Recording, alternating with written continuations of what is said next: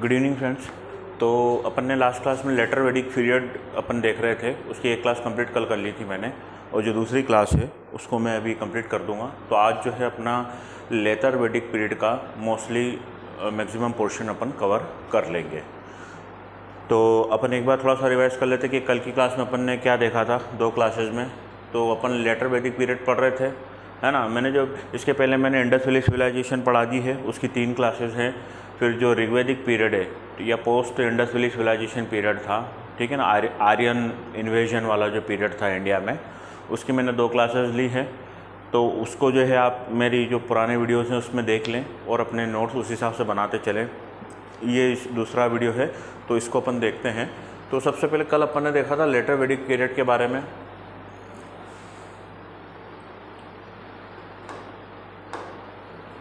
जो letter Vedic period होता है वो 1000 BC से माना जाता है, 1000 BC से 600 BC वाला, ठीक है, तो समय माना जाता है इसमें। और फिर अपन ने जो है शुरुआत में कल जोग्राफिकली जो अर्ली वैदिक सिविलाइजेशन जहाँ पर इस्टेब्लिश हुई थी, जहाँ पर वो लोग रुके थे, जहाँ पर उन्होंने अपने कबीले बनाए, अपने घर बनाए, उसमें, और जो बाद वाली लेटर वैदिक पीरियड वाली सिविलाइजेशन आई थी, ठीक है ना, ऋग्वेद और बाद वाले वेदों में अपन ने कहाँ कहाँ पर उन्होंने अपना ठिकाना बनाया, तो उसके बारे में अपन ने जोग्राफिकली वो सिविलाइजेशन या वो लोग कहाँ कहाँ पर रुके थे अर्ली वैदिक पीरियड में और लेटर वैदिक पीरियड में। तो ये अपन ने कल देख लिया था। एक बार आप इसको गो थ्रू कर लें, ठीक है, तो रिवीजन भी हो जाएगा और फटाफट जो है चीज़ें दिमाग में बैठ जाएगी। फिर उसके बाद अपन ने देखा था कि सोशल सिस्टम वहाँ पे क्या क्या था। तो अपन ने मैंने पॉइंट वाइज पॉइंट बना दिए थे, कुछ 13-14 कुछ पॉइंट थे अर्ली वैदिक पीरियड में और लेटर वैदिक पीरियड में, ठीक है ना। जो हड़प्पा के बाद वाली सिविलाइजेशन थी वेदों में, जिसको ऋग्वेद कहा जाता था, उस समय के जो सभ्यता के जो लोग थे, ठीक है ना, जो आर्य वगैरह आए थे, वो भारत में उनके रहना खाना पीना सोशल स्टेटस उनका क्या था और वो किस प्रकार से अपना जो है लाइफ में सर्वाइव करते थे और क्या क्या करते थे, वो अपन ने इस तरफ देखा। कंपैरिजन सेम टू सेम चीज़ें अपन ने इधर देखी कि बाद में, ठीक है ना, 400-500 साल बाद जब धीरे धीरे ऋग्वेद का पीरियड ख़त्म हुआ और सामवेद अथर्ववेद यजुर्वेद वाला जब पीरियड चालू हुआ धीरे धीरे, तो बाद वाले सालों में जो है सभ्यता में, सिविलाइजेशन में क्या क्या डिफरेंसेस आए सोशल लाइफ में। तो इसको मैंने 13 पॉइंट में डिस्कस किया था। ये 5 पॉइंट है, अगली स्लाइड में आगे टोटल 13 पॉइंट है।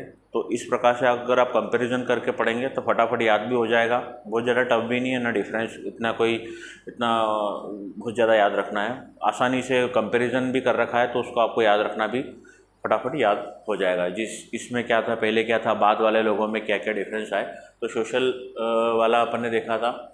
फिर उसके बाद जो है ये टोटल 9 पॉइंट, और 9 के बाद ये अगले स्लाइड में टोटल 13 पॉइंट, 12 पॉइंट मैंने सोशल लाइफ में डिस्कस किए थे, पहले वाले और बाद वाली सिविलाइजेशन में क्या क्या डिफरेंस है। ये वाली जो है स्लाइड्स, ये जो अर्ली वैदिक पीरियड है, वो मैं ऑलरेडी इसकी 2 क्लासेस ले चुका हूँ। उसमें मैंने ये सारी चीज़ें अर्ली वैदिक पीरियड के समय ही बताई थी। परंतु जब मैं लेटर वैदिक पीरियड पढ़ रहा था तो मुझे ऐसा लगा कि अगर मैं पूरा का पूरा स्लाइड अगर लाइन बाय लाइन ऐसे लिख दूंगा तो उसको याद करने में डिफरेंस आएगा, और जो है उसमें फिर वही है, चीज़ें बढ़ती जाती है, पेज पे पेज भराते जाएंगे और याद कम रहेगा। तो इसलिए मैंने वो सारी चीज़ें जो मैंने पहले पढ़ाई थी इसके पहले वाली क्लासेस में, वो मैंने सोशल लाइफ में, पॉलिटिकल लाइफ में भी ऐसे ही, इकोनॉमिकल लाइफ में भी ऐसे ही, रिलीजियस लाइफ में भी ऐसे ही, जो भी चीज़ें मैंने पढ़ाई थी उनको मैंने एक साथ पॉइंट में लिख दिया है, और उसी का कंपेरिजन करते हुए मैंने लेटर में भी लिख दिया है ये। तो ये सारा आप देख लें कि क्या क्या है, ठीक है ना। उसके बाद अपन ने टाइप्स ऑफ मैरिज देखी थी कि कितने प्रकार की मैरिज होती थी। तो मैरिज जो थी भैया, इतने ढेर सारी मैरिजेज होती थी अलग अलग प्रकार में, किसमें किसका विवाह होता था, ठीक है ना। कुछ विवाह ऐसे थे जिसमें लड़का जो था जो वो उच्च जाति का होता था, लड़की निम्न जाति की होती थी। कहीं पे लड़की उच्च जाति की, लड़का निम्न जाति का, कहीं कहीं पर जो है अलग अलग प्रकार से जो है प्रोसेस थी। और ये सारी चीज़ें अपन ने कल वाली क्लास में डिटेल में देख ली थी। ये इतने प्रकार की मैरिज होती थी, मैरिज अलग अलग प्रकार की मैरिज शादियाँ होती थी, ठीक है। फिर इसके बाद अपन ने सोशल सिस्टम में ही सभी आता है ना, शादी वगैरह ये सब वहाँ के सोशल सिस्टम में आता है। तो जब आपसे अगर 11 नंबर का क्वेश्चन आया, 5 नंबर का क्वेश्चन आया ना, तो उसमें मैरिज भी एक इंपॉर्टेंट पॉइंट रहता है। तो 11 नंबर में तो खैर लिखना ही है, 5 नंबर में भी आया तो मैरिज जरूर कंसिडर करना, और किसका क्या क्या होता था वो अपन ने सब देखा। उसके अलावा सोशल सिस्टम में जो है एक ये भी रहता था, कुछ रिचुअल्स वगैरह होते थे। ये रिलीजियस सिस्टम जो है उसमें भी इसको कंसिडर कर सकते हैं, सोशल सिस्टम में भी उसको भी कंसिडर कर सकते हैं। सबसे ज़्यादा जरूरी है कि 4 प्रकार के यज्ञ, 4 प्रकार के हवन और 4 प्रकार की जो है अनुष्ठान किए जाते थे। अश्वमेघ यज्ञ, वज्रपेवा यज्ञ, राजसूया यज्ञ और रत्नाविष्मी यज्ञ। ठीक है ना। तो ये इनमें केक्स में क्या क्या होता था ये अपन ने देखा कल की क्लास में। ये और भी यज्ञ हैं, ये सेरेमनियाँ हैं, ये क्या क्या होता था। ठीक है ना। सेरेमनी ढेर सारी सेरेमनी होती है। अब जो है अपन आ गए यहाँ से, मेरे को कल आगे पढ़ाना है, तो मैं अब political system, comparison between political system of early वैदिक सिविलाइजेशन एंड लेटर वैदिक सिविलाइजेशन से आज चालू करेंगे। इसके पहले वाली क्लास में पुराना एक वीडियो देख ले और वहाँ से नोट्स बना ले। इसकी जो PDF है वो इस साथ में लिंक में नीचे भी दे दूँगा मैं, तो आप उसमें भी इसको ऐड करके वहाँ से भी डाउनलोड करके अपने नोट्स बना सकते हैं। पढ़ने का तरीका वही है जो मैंने आपको हर क्लास में बताता हूँ। अगर आप पहली बार पढ़ रहे हैं तो ये सारी चीज़ें सफिशिएंट है। Link by link, class to by class पढ़ते रहिए, छोड़िए मत, क्योंकि एक क्लास छूट जाती है तो दूसरी क्लास में अगर आप आएंगे तो एक लिंक नहीं बनेगी। हर चीज़ वो लिंक से जुड़ी हुई रहती है हिस्ट्री में। तो आपको हर क्लास अटेंड करने आना है और उसके बाद क्लास के नोट्स बनाते रहना है। अगर आप पहली बार पढ़ रहे हैं तो ये काफ़ी ज़्यादा डिटेल में दे रखा है मैंने।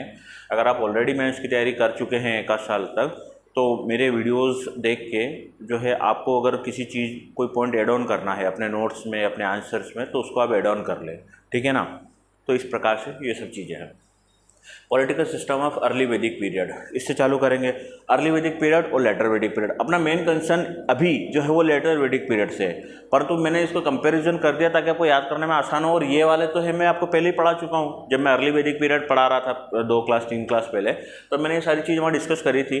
पर मैंने इनको दोबारा इसलिए लिख दिया ताकि इससे याद करने में आसानी भी रहेगी और रिविजन भी हो जाएगा। और हो सकता है कि मेरे को ऐसा लगता है कि हो सकता है डायरेक्ट जो क्वेश्चन आएगा ना वो कंपेरिजन का ही आएगा। कंपेरिजन करना आसान है ना, उनको क्वेश्चन भी पूछना आसान है। उससे पूरी सिविलाइजेशन जो थी वैदिक एज, वो एक ही क्वेश्चन में वो पूरी कंप्लीट कर सकते हैं। एक ही क्वेश्चन में वो ऐसा दे दे कि कंपेयर कर दीजिए लेटर वैदिक और अर्ली वैदिक पीरियड को, आप कंपेयर कर दीजिए। सोशल लाइफ कर दीजिए, पॉलिटिकल लाइफ कर दीजिए, रिलीजियस सिस्टम कर दीजिए। तो जब वो कंपैरिजन करवा लेगा ना तो आपको पुरानी वाली लेटर अर्ली वैदिक पीरियड भी आना चाहिए और लेटर वैदिक पीरियड भी आना चाहिए। तो उससे पूरा ऋग्वेद, जो पूरा वेद वाला जो एक सेक्शन है अपना, उससे एक ही क्वेश्चन में उनका जो मोटिव है वो पूरा हो रहा है। ठीक है। तो इसीलिए कंपैरिजन वाले क्वेश्चन भी डायरेक्ट आ सकते हैं। तो यहाँ से सीधे ही है, तो मैंने ये आप इसको ले लें। क्या बोल रहा है भैया, तो पॉलिटिकल सिस्टम ऑफ अर्ली वैदिक पीरियड और लेटर वैदिक पीरियड, इन दोनों में डिफरेंस देख लेंगे अपन फटाफट। Monarchy but the office of the chief was not hereditary. ठीक है ना। मतलब एक तंत्र था राजशाही तंत्र, मतलब बोले तो एक राजा मेन होता था अर्ली वैदिक पीरियड में। जैसा कि अपन ने देखा कि वहाँ पे राजा, जिसको राजन बोला जाता था, और वही जो है पूरे जनजाति या जना का जो है प्रमुख होता था, और वही जो है सारी चीज़ें हैंडल करता था। तो परंतु जो राजा वाला जो पद था वो शुरुआती दौर में, जब अर्ली वैदिक पीरियड की बात करेंगे, तो वो हेरिडिटरी नहीं था, मतलब वंशानुगत नहीं था। मतलब राजा का बेटा फिर से राजा बने ये तय नहीं था। राजा का बेटा जो है हो सकता डॉक्टर भी बन सकता था, कॉबलर भी बन सकता था, कारपेंटर भी बन सकता था, कुछ भी बन सकता था, क्योंकि अर्ली वैदिक पीरियड में ऑक्यूपेशंस जो था वो डाइवर्सिफाइड था। एक ही परिवार के 10 लोग होते थे, वो 10 ही अलग अलग काम करते थे। इसके अपने को जो है एविडेंस मिले हैं। ये अर्ली वैदिक पीरियड की बात चल रही है कि वहाँ पे जो एक मोनार्ची सिस्टम होती थी, राजा होता था, परंतु राजा जो है, राजा का बेटा जो है वो राजा बने, ये ऐसा वहाँ पर नहीं था। ठीक है ना। और जो राजा था, जो चीफ होता था, उसको राजन बोलते थे, ये अपन ने देखा था। ठीक है ना। और उसी को गोपति भी बोला जाता था या गोपा कहा जाता था, और इनका अर्थ होता था प्रोटेक्टर ऑफ काउज। अपन ने ये देखा था कि अर्ली वैदिक पीरियड के समय, जो शुरुआती ऋग्वेद के समय, जो सबसे ज़्यादा इम्पोर्टेंट एनिमल कंसिडर किया होता था वो था काऊ।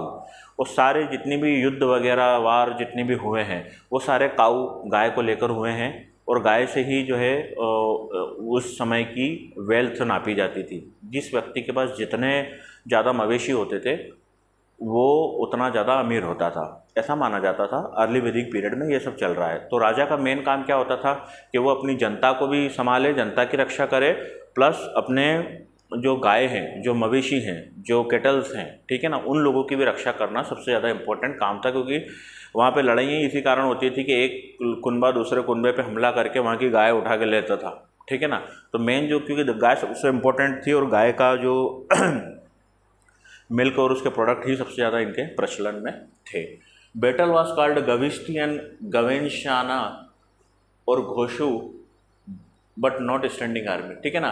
तो इनके समय जो है अर्ली वैदिक पीरियड के समय कुछ बैटल्स हुई थी, 4 बैटल्स हुई थी। मैंने चारों बैटल्स को डिस्कस भी किया था जब मैं अर्ली वैदिक पीरियड पढ़ाता हूँ। यहाँ पे मैंने लिखा है कि यहाँ पे 2 बैटलों के नाम लिखे हैं। तो ये बैटल काऊ के लिए हुई थी, लड़ाइयाँ सारी गायों को के लिए हुई थी, और परंतु इनकी जो लड़ाइयाँ होती थी कोई इनके लिए कोई आर्मी नहीं थी, ठीक है ना। तो आर्मी नहीं थी, बस जो आ जाता था, जिसकी गाय है वो लड़ लेते थे, इस प्रकार से काम चलता था। इनमें 4 इंपॉर्टेंट लोग होते थे। अर्ली वैदिक पीरियड के समय समाज में 4 लोग इंपॉर्टेंट होते थे। एक तो होता था पुरोहित, राजा तो था ही मेन, राजा तो हो गई मेन।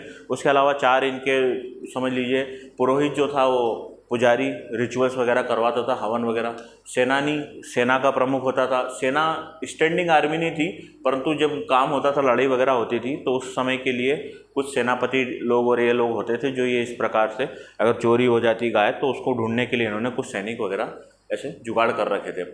ग्रामीणी ये है ना, ये गांव का प्रधान होता था। गांव का प्रधान मान लो सरपंच टाइप आदमी होगा ये ग्रामीणी। और एक होता था वज्रपति, ठीक है ना। वज्रपति मतलब कलेक्टर, उस जमाने का कलेक्टर जो उस एरिया को, उस पूरी जनजाति को मतलब वो था, करता था, है ना। तो ये कलेक्टर समझ लीजिए आप, उस जमाने का कलेक्टर, ठीक है। पहले कोई MPPSC UPSC तो होती नहीं होगी, जिसको बनाना बना देते होंगे, ठीक है ना। उसके बाद देखेंगे political system of letter Vedic period, ठीक है ना। ये तो इतना समझ में आ ही रहा है, ये पढ़ ही लिया अपन ने। बाद में क्या हुआ था कि जो किंगशिप है वो हेरिडेटरी हो गई थी, मतलब राजा जो है उसका बेटा फिर राजा बनेगा, उसका बेटा फिर राजा बनेगा, चाहे वो योग्य हो या ना हो, बस राजा कुल में पैदा हुआ तो वो राजा बनेगा। ब्राह्मण का बेटा ब्राह्मण बनेगा, ठीक है। जो जिस परिवार में पैदा हुआ है वो उसी परिवार का काम करेगा, ठीक है ना। तो अपन ने ये चीज़ कल भी देखी थी कि सोशल सिस्टम में भी कि जो अर्ली वैदिक पीरियड में जो अपना वहाँ का समाज था वो ऑक्यूपेशन बेस्ड था। हर आदमी कुछ भी काम कर सकता और काम पर आधारित होता था, जाति आधारित सिस्टम नहीं था। पर लेटर वैदिक पीरियड आते आते क्या हुआ कि हर काम जो है जाति और 4 जो है वर्ण में बढ़ गया था, और हर वर्ण अपना वाला ही काम करता था। तो ये प्रकार की जो है चीज़ें उसमें आती थी। Kings become the hereditary, kings power increase, राजा की पावर बढ़ चुकी थी, and they perform various sacrifices to enhance his position. और वो बहुत सारी जो है ये करते रहते थे यज्ञ वगैरह। कल अपन ने डिस्कस किए थे, राजसूर्य यज्ञ, वाजपेय यज्ञ, अश्वमेघ यज्ञ, ठीक है ना। तो ये सारी चीज़ें वो करते थे। परंतु इस समय भी जो है कोई उनके पास स्टैंडिंग कमेटी, स्टैंडिंग आर्मी नहीं थी, है ना। कोई पक्की आर्मी नहीं थी। कुछ लोग रख रखे थे उन्होंने इस काम के लिए, छोटे मोटे काम के लिए, राजा की रक्षा के लिए 4-5 सिपाही आसपास घूमते होंगे, इतना काम करने के लिए रखे थे। पर उनके पास सेना वाला कंसेप्ट नहीं था। कुछ लोग थे जो उनके लिए लड़ने मरने को तैयार थे, ठीक है ना। तो ये वाला कंसेप्ट है। जना चेंज टू जनपद, यहाँ पर जो जनजाति होती थी अर्ली वैदिक पीरियड में उसको बोलते थे जना। ये मैंने बताया था ना आपको पता भी होगा ये सब चीज़ें। कुल होते थे, कुल से बनता था विष, बहुत सारे कुल मिलकर विष बनाते थे, और बहुत सारे विष मिलकर एक जना या जनजाति बनाते थे। तो ये जना जो था, ये जनजाति शब्द को ही जना बोला जाता था। तो ये अर्ली वैदिक पीरियड में जना बोला जाता था, तो बाद में उसका नाम बदल के उन्होंने जनपद कर दिया, है ना। और यही बाद में बदल के महाजनपद हो जाएंगे। अगला जो अब अगर टॉपिक पढ़ेंगे बाद में, अभी इसके बाद नहीं पढ़ेंगे, उसके बाद कुछ और दूसरा टॉपिक लेके मैं फिर बाद में महाजनपद पढ़ाऊँगा। तो यही जो जनपद है वो और बड़े होते होते महाजनपद हो जाएंगे, ठीक है ना। Jana change to janapada and further enlarge the kingdom like mahajanapada, ठीक है ना। हस्तिनापुर वही महाभारत वाला, और इंद्रप्रस्थ, हस्तिनापुर इंद्रप्रस्थ, और द कैपिटल ऑफ कुरु जनपद, ठीक है ना। कुरु जनपद की जो ये महाभारत में इसका जिक्र है इसलिए यहाँ पे लिखा है। इसके अलावा भी बहुत सारी होगी, पर इन दोनों को आप जानते होंगे अगर आपने पुरानी महाभारत देखी होगी तो, कि हस्तिनापुर और इंद्रप्रस्थ की बात चल रही है, ठीक है ना। तो ये सारी चीज़ें हैं। आगे बात समझ में आपको। इसके बाद अपन देखेंगे 5वां पॉइंट देखेंगे। अर्ली वैदिक पीरियड में क्या होता था, जो समाज था वो पैट्रियार लीनियर होता था। एक मिनट मेरे को पेन ले दो, पेन नहीं लेते तो बार बार पलट जाता है।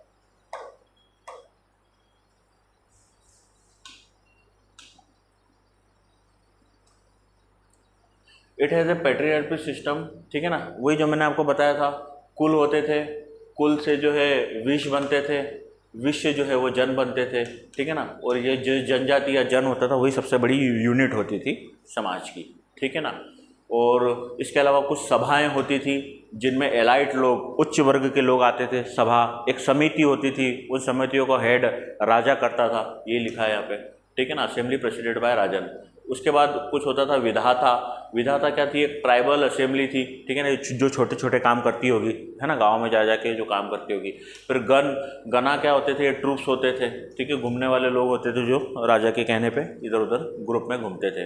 तो ये सारी चीज़ें वहाँ की पॉलिटिकल सिस्टम थी, वहाँ का सभ्यता की बात कर रहे थे, ठीक है ना। अब इसके बाद देखेंगे बैटल ऑफ 10 किंग्स, ठीक है ना, was fought on the bank of Ravi rivers for the protection of wealth cows and cattles and was born rajans, ठीक है ना। तो ये अपन ने देखा था कि वहाँ पे जो है वहाँ की राजनीति ऐसी थी कि वहाँ लड़ाई झगड़े भी हुए, और लड़ाई झगड़े भी 2-3 प्रमुख हैं जो लड़ाइयाँ हुई। उसमें से मैंने आपको एक लड़ाई जो जरूरी थी वो थी दशराजन की लड़ाई, जिसमें एक तरफ राजा भरत थे और दूसरी तरफ 5 आर्यन और 5 नॉन आर्यन की एक कंबाइंड टीम थी। और एट द एंड जो है वो भारत जो राजा थे वो जीत गए थे, और वो भारत वही राजा हैं जिनके नाम पे भारत का नाम भारत रखा गया है, ठीक है। तो यहाँ पे वही सब चीज़ें लिखी हुई है कि रावी नदी किनारे सब जो भी था उनका युद्ध वगैरह हुआ था। लेटर वैदिक पीरियड में आ जाते हैं। War were fought in the territory now rather than cows, ठीक है ना। जो अर्ली वैदिक पीरियड में जितनी लड़ाइयाँ होती थी वो सारी काऊ पे होती थी। लड़ाई मैंने आपको बताया था अभी, गाय सबसे ज़्यादा इंपॉर्टेंट है, और गायों को ही पकड़ के लिए आते थे दूसरी जनजाति के, तो वो हमला कर देते कि हमारी गाय क्यों पकड़ ली, हमारे जानवर क्यों पकड़ लिए। तो पहले गायों की इंपॉर्टेंस थी अर्ली वैदिक पीरियड में। परंतु बाद में क्या हुआ? बाद में जो है टेरिटरी ज़मीन के लिए लड़ाइयाँ चालू हो गई। धीरे धीरे उनको ज़मीन की महत्वता समझ में आ गई, और प्राइवेट प्रॉपर्टी पे लोगों ने कब्जा करना चालू कर दिया कि ये मेरी ज़मीन है, यहाँ पे तो खड़ा कैसे हो गया, ऐसा मतलब, ठीक है ना। तो ये सारी चीज़ें बाद में लेटर, गायों की इंपॉर्टेंस जो थी वो कम हो गई थी और ज़मीन की वैल्यू बढ़ गई थी। सभा एंड समिति डिमिनिश्ड इट्स इम्पोर्टेंस। जो सभा और समिति यहाँ पे अपन ने बात करी थी, उन्होंने अपनी जो है इम्पोर्टेंस अब खो दी थी, अब कोई नहीं पूछता था उनको, है ना। और विधाता डिसअपीयर्ड, और जो ये विधाता लोग थे जो गाँव में जो छोटे मोटे काम करने के लिए समितियाँ बनाई जाती थी, ये तो गायब ही हो गए, इनकी ज़रूरत ही खत्म हो गई, ठीक है ना। इसके बाद है a support staff called ratnin, they were 12 jewels of the kings word for the rajan, ठीक है ना। एक राजा का दरबार था, उसमें 12 रत्न होते थे, और उस रत्नों के दरबार को रत्नीन कहा जाता था, और ये राजा को अलग अलग विषय पर सलाह दिया करते थे। तो ये कंसेप्ट इसमें कहा गया है, ठीक है। पॉलिटिकल सिस्टम की बात कर रहे हैं अपन। तो ये अपन ने देखा कि यहाँ पे जो है पॉलिटिकल सिस्टम में अपन ने टोटल 6-7 पॉइंट देखे, इनको आप एक बार देख लें। तो वहाँ का अर्ली वैदिक पीरियड के समय क्या सिस्टम था और बाद में क्या सिस्टम आया, इसको अपन ने डिस्कस किया, ठीक है। उसके बाद देखेंगे इकोनॉमिकल सिस्टम ऑफ अर्ली वैदिक period and later Vedic period, ठीक है। इकोनॉमिक सिस्टम कैसा था, है ना, पैसा व्यापार वगैरह कैसा था पहले और बाद में, तो ये चीज़ें देखेंगे। Rigvedic society was pastoral and agriculture. Pen लेने दो मेरे को, इसमें पेन बार बार लेना पड़ता है, स्लाइड चेंज करो, पेन लो।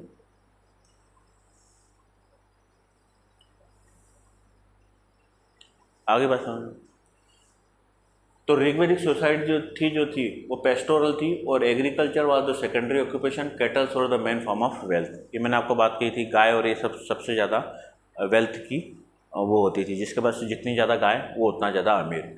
जो ऋग्वेदिक सोसाइटी होती पेस्टोरल थी, एग्रीकल्चर फिक्स नहीं था उनका, जो मेन फोकस था वो एनिमल पे था, एनिमल हस्बेंड्री पे, जानवरों पे, और एग्रीकल्चर पे फोकस नहीं था, इसलिए वो जो है कोई फिक्स प्रकार की खेती कहीं कर नहीं पाए, और कहीं पर एक जगह बहुत साल तक रुक नहीं पाए, क्योंकि खेती का इतना ज़्यादा इंपॉर्टेंस था नहीं, ठीक है ना।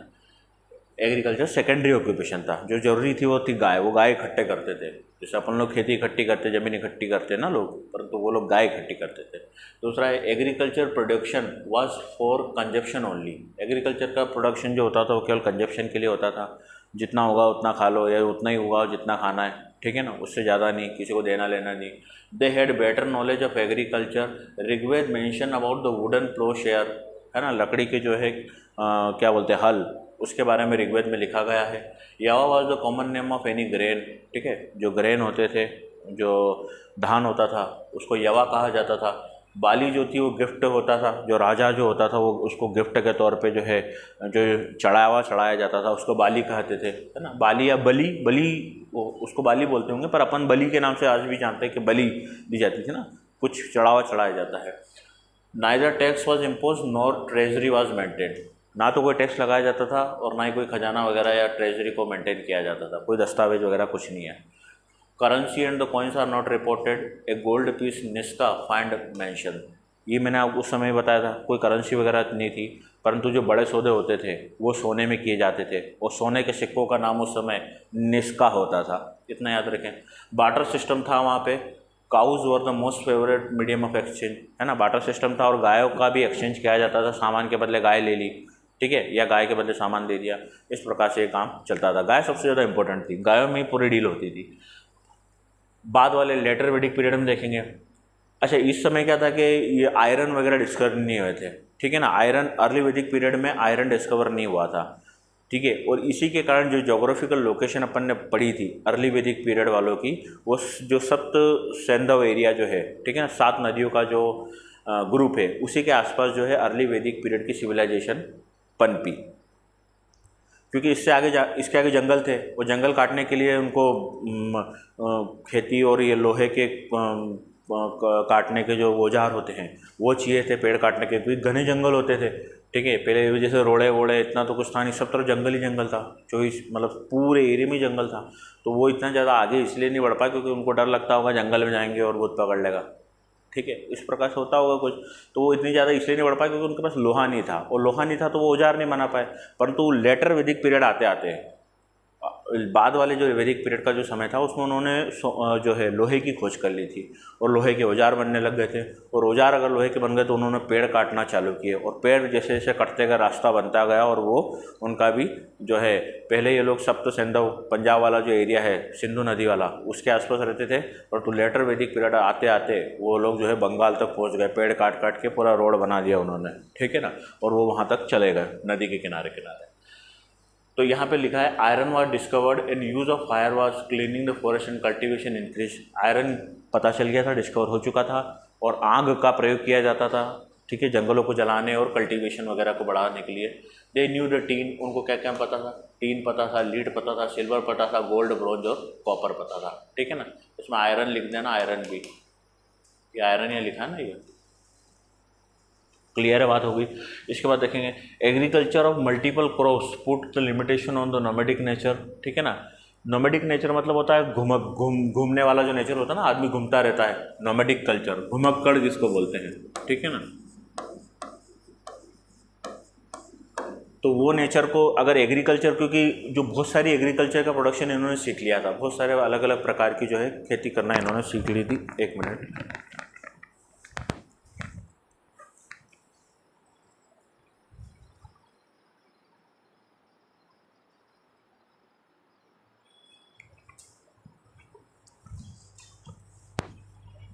तो बहुत सारी इन्होंने खेती करना सीख ली थी, तो बहुत सारी खेती करना सीख ली थी भाई लोगों ने, तो अब खेती करना सीख ली थी, इस वजह से ये लोग कहीं और ज़्यादा घूम भी नहीं पाते थे, ठीक है ना। तो अगर तो यही लिखा हुआ है इसमें, agriculture of multiple crops put limitation, घूम नहीं पाता क्योंकि उनको कृषि करनी रहती थी, है ना, एक फसल के बाद दूसरी फसल बोना है, तो वो आदमी आगे बढ़ ही नहीं पाया ज़्यादा, ठीक है ना। तो उससे इनके जो नोमैडिक नेचर था, जो ये बार बार जगह बदलते थे, उस पर रोक लग गई, ठीक है ना। Mixed farming was one of the prime occupation. अब बाद में आते आते जो है मिक्स्ड फार्मिंग जो है वो प्राइम हो गया। पहले जो थी फार्मिंग और एग्रीकल्चर सेकेंडरी थी, यहाँ लिखा है ना, सेकेंडरी ऑक्यूपेशन था एग्रीकल्चर, पर तो अब यहाँ पे वो प्राइमरी हो गया, और गायों की पहले गाय प्राइमरी थी, पर अब यहाँ पे एग्रीकल्चर प्राइमरी इंपॉर्टेंस हो गया। क्या क्या चीज़ें उगती थी, तो व्हीट, गेहूँ, बार्ले, राइस, बीन्स, फलियाँ, मूंग, उड़द, ठीक है ना, सीसमम आर ओवर कल्टिवेटेड, ये सारी चीज़ें जो उगाई जाती थी। बाली और भागा, ये कुछ टैक्स, यहाँ टैक्स सिस्टम नहीं था, यहाँ पे कुछ टैक्स लिए जाने लग गए, इनका नाम था बाली और भागा। 1/6 और 1/12 ये जो प्रोडक्शन होता था उसका 1/6 और 1/12 होता था, माइनर टैक्स लिए जाते थे, ठीक है ना, किंग्स की ट्रेजरी के लिए। The treasures were called samgrahitri, ठीक है ना, and bhagadugha collected and the taxes and vaishya were only tax payers, है ना। तो ये जो थे, जो टैक्स लेते थे, टैक्स इकट्ठा करने इनकम टैक्स वाले जाते हैं ना अपने यहाँ, तो टैक्स लेने जो जाता था घर घर, उनको बोलते थे भगदुखा, ठीक है ना, भगदुखा बोला जाता था। और जो केवल और केवल 4 वर्ण थे, ठीक है ना, ब्राह्मण, वैश्य, शूद्र और क्षत्रिय, तो केवल जो वैश्य लोग होते थे केवल वही जो है वो टैक्स भरते थे, बाकी 3 जो कुल थे वो टैक्स नहीं भरा करते थे। ये अब चीज़ याद रखना। आई बात समझ में, इतना क्लियर है। उसके बाद यहाँ पे देखेंगे अर्ली वैदिक पीरियड के समय copper tools of the era are reported from the Punjab and Haryana. जो टूल्स होते थे वो कॉपर के होते थे, क्योंकि अर्ली के समय आयरन तो आया नहीं था, तो जो भी कितनी भी कटाई वगैरह अगर करनी हो, कल्टीवेशन में अगर कुछ भी करना तो कॉपर से किया करते थे, कॉपर के हथियार होते थे और कॉपर के ही वहाँ पे एविडेंसेस मिले हैं। Iron was not known to them, ये भी अपन ने बात करी, उनको आयरन के बारे में पता नहीं था। कुछ पोट्री के टाइप मिले हैं, ठीक है ना, ओकरे कलर पोट्री और पेंटेड ग्रे वेयर्स। ये एक प्रकार की पोट्री के दो प्रकार हैं। पोट्री मतलब मिट्टी के जो बर्तन होते हैं वो इन दो प्रकार के मिलते थे, ठीक है ना। एक तो था OCP और एक था PGW, ठीक है। जब मैंने ये स्लाइड चालू करी थी उस समय भी मैंने एक पॉइंट जो है वहाँ पे लिख रखा है कि पेंटेड ग्रे वेयर्स की होता था, ठीक है। अब आते हैं लेटर वैदिक पीरियड में। लेटर वैदिक पीरियड में क्या करेंगे, various arts and crafts like smelting, carpentering, leather working, jewellery, बहुत सारे आर्ट काम चालू हो गए थे उस समय। ये सब चीज़ें इतनी नहीं डेवलप हुई थी। बाद में आते आते क्या क्या चीज़ें हो गई, स्मेल्टिंग हो गई, कारपेंट्री बहुत डेवलप हो गई, लेदर वर्किंग, लेदर मतलब चमड़ा पे जो काम होता था वो बहुत हो गया, ज्वेलरी मेकिंग, ज्वेलरीज बनाई जाने लगी, ठीक है ना, डाइंग और pottery making, glass and bangles also find. इतने सारा काम होने लग गया था, पहले इतना ज़्यादा काम नहीं हो पाता, ठीक है ना। Commerce and trade are indicated by the mention of the seas voyage, ठीक है ना, मतलब कुछ समुद्री यात्राएं भी मिली है जहाँ पे जो है समुद्री यात्राओं के दौरान कॉमर्स और ट्रेड का प्रचलन था। जो पोएट्री मिली है वो कैसे मिली है, पेंटेड ग्रे वेयर। लेटर वैदिक culture is also called PGW, painted grey ware, और आयरन फेस्ड कल्चर, ठीक है ना। तो ये दोनों चीज़ें आप अपने को याद रखना है, बहुत इंपॉर्टेंट है। पॉइंट हो गया इतना। तो अपन ये देख रहे थे इकोनॉमिकल सिस्टम, ठीक है ना। अब इसमें आगे देखेंगे, इकोनॉमिक्स वाली ही पढ़ रहे हैं ना, इकोनॉमिक सिस्टम अपन कंपेयर कर रहे हैं। पहला पॉइंट ये रहा, 1 से 5 इस स्लाइड में है, 6, 7, 8 इसमें है और 9 से लेके 13 इसमें है, ठीक है ना। तो ये पूरा इकोनॉमिक सिस्टम को मैंने कंपेयर किया है अर्ली वैदिक और लेटर वैदिक से। अब देखेंगे इसमें क्या बोल रहे हैं भाई साहब, आर्यंस इंट्रोड्यूस स्पोक्ड व्हील, ठीक है ना, व्हील यानी पहिए। उन्होंने पहियों की खोज करना सीख लिया था। Horse played significant role in their life, घोड़े वगैरह इंपॉर्टेंट रोल अदा करते थे। और ये बात मैंने आपको पहले भी बताई थी कि यहाँ के जो इंडिजीनियस इंडिया के जो लोग थे, जो इंडस वैली सिविलाइजेशन के बाद यहाँ पे रह गए, तो आर्य जब लोग वहाँ से आए बाहर से ना, तो उन लोगों के पास घोड़े थे, और घोड़े और हथियार होने के कारण ये यहाँ के जो लोकल लोग हैं इनको तो घोड़ों का आइडिया इतना था नहीं, तो वो लोग इसी वजह से इनसे जीत गए। उनके पास हथियार थे, उनके पास जो है घोड़े थे जो दौड़ दौड़ की जो है ज़्यादा ज़्यादा एरिया कवर करते, और वो बहुत दूर से भी आए थे, तो इतने डिस्टेंस ट्रेवल भी जो है वो घोड़ों पर ही किया उन्होंने। They didn't live in cities, ठीक है। जो अर्ली वैदिक सिविलाइजेशन थी वो कौन सी थी, ठीक है ना, रूरल थी, रूरल सिविलाइजेशन जिसको बोल सकते हैं, सिटी में नहीं रहते थे। और जो प्रमुख एक्टिविटीज़ क्या थी, हंटिंग थी, कारपेंट्री थी, टेनिंग थी, वेविंग थी, है ना। हंटिंग मतलब हंट करने जाते हैं ना, किसी को पकड़ने जाते हैं, मारने जाते हैं, शिकार जिसको बोलते हैं। कारपेंट्री, जो अपन कारपेंटर होता है जो काम करता है। टेनिंग का मतलब होता है ये चमड़ा वगैरह जो होता है ना उसको साफ करना रहता है, चमड़े को साफ करने को टेनिंग बोलते हैं, ठीक है ना।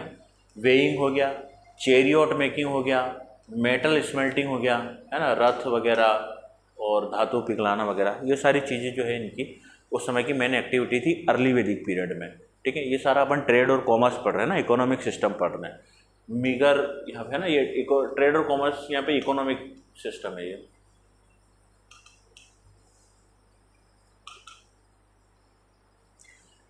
Meagre evidences of trade and commerce, no concept of private property, ठीक है ना। प्राइवेट प्रॉपर्टी का कोई कंसेप्ट ही नहीं था, इनको ज़मीन चाहिए नहीं थी, सारी ज़मीन ही खाली पड़ी है, कोई ज़मीन की इच्छा ही नहीं है, ठीक है ना। ऐसा नहीं है कि भाई इनको 20-50 का प्लॉट चाहिए था उसके लिए लड़ मरे, नहीं है। पर बाद में ऐसा हुआ, बाद में ये लोग ज़मीन के ऊपर ही लड़ मरे, ठीक है ना। देखेंगे the land was still commonly owned by, है ना, तो जो लैंड है वो ऑन्ड की जाने लगी, but the private property began to be recognise. जब प्राइवेट प्रॉपर्टी वो इंपॉर्टेंट होगी कि भैया ये जो है छगन लाल का घर है और उसके पास वाला जो है मगन लाल का घर है, तो अब वहाँ छगन लाल वाला मगन लाल की जगह नहीं रह सकता था, पर जो अर्ली वैदिक पीरियड है वहाँ पे ये हो सकता था, ठीक है, क्योंकि उनको ज़मीन से मतलब ही नहीं था, जहाँ रहेगा वहाँ रहेगा।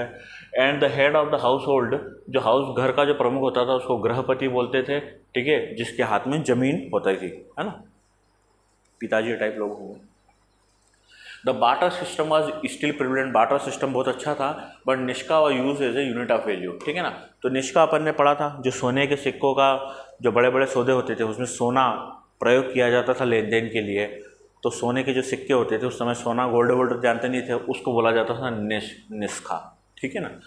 उसके बाद देखेंगे सेस्टिन guild was the organization of merchant, ये एक ऑर्गेनाइजेशन थी, है ना, मर्चेंट की, जो मर्चेंट वगैरह थे, व्यापारी जो थे, उनकी एक ऑर्गेनाइजेशन थी, विच बिकेम प्रोमिनेंट, और व्यापारियों की ऑर्गेनाइजेशन जो थी वो प्रोमिनेंट हो गई, शक्तिशाली हो गई। Collection of taxes and tribute was made mandatory and were done by sangrahitri. तो इस प्रकार से जो है वहाँ पे टैक्स सिस्टम और जो कलेक्शन था वो इसको कंफर्म किया गया और टैक्स वसूला जाने लगा। वैश्य जो थे वो केवल the Vaishya were the only tribute paying community in the later Vedic period, ठीक है ना। तो जो टैक्स वगैरह पे करते थे वो केवल वैश्य वगैरह लोग पे करते थे। Settled agriculture has started, settled agriculture start हो चुकी थी, क्योंकि ज़मीन की बात होने लग गई थी और ज़मीन छोड़ के हम जा नहीं सकते, हमारी ज़मीन है। तो जब ज़मीन इंपॉर्टेंट हो गई थी तो सेटल्ड लोगों ने वहाँ पे रह के खाना बनाना ये सब चीज़ें भी चालू कर दी, एग्रीकल्चर चालू कर दिया। Settled agriculture had started and this led to beginning of urbanisation. और जैसे जैसे एक जगह रहना चालू हुए तो लोगों ने अपना उत्थान करना चालू किया, क्योंकि ये इसके पहले वाले जो लोग थे ना वो सेटल्ड एग्रीकल्चर नहीं करते थे, ठीक है ना। तो वो एक जगह से दूसरी जगह भागते रहते थे, यहाँ पे कुछ मिल गया यहाँ खा लिया, थोड़ी दूर गए फिर वहाँ कुछ खा लिया, फिर वहाँ कुछ खा लिया, ऐसे करते करते समय निकल गया।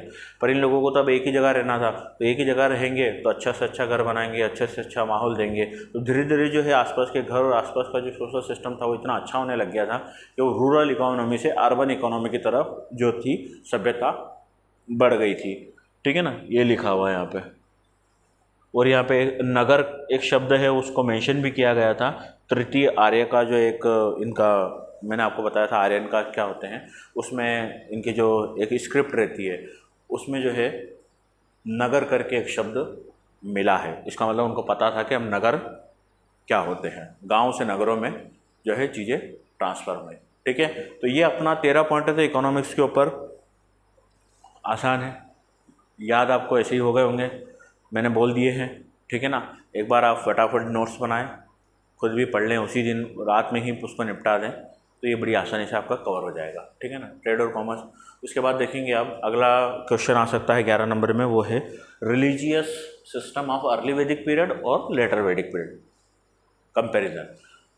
तो अब मैंने आपको बताया था कि अर्ली वैदिक पीरियड में कोई भगवान तो होते नहीं थे, ना तो कोई मंदिर मिले, भगवान होते थे पर मंदिर नहीं मिले, है ना, थोड़ी सी मैंने गलत बोला, भगवान होते थे परंतु मंदिर के साक्ष्य नहीं मिले हैं, ना कोई खंडर मिला है, ना कोई भगवानों की मूर्ति मिली है। परंतु भगवान में कुछ इंपॉर्टेंट भगवान थे, उनके बारे में देखेंगे।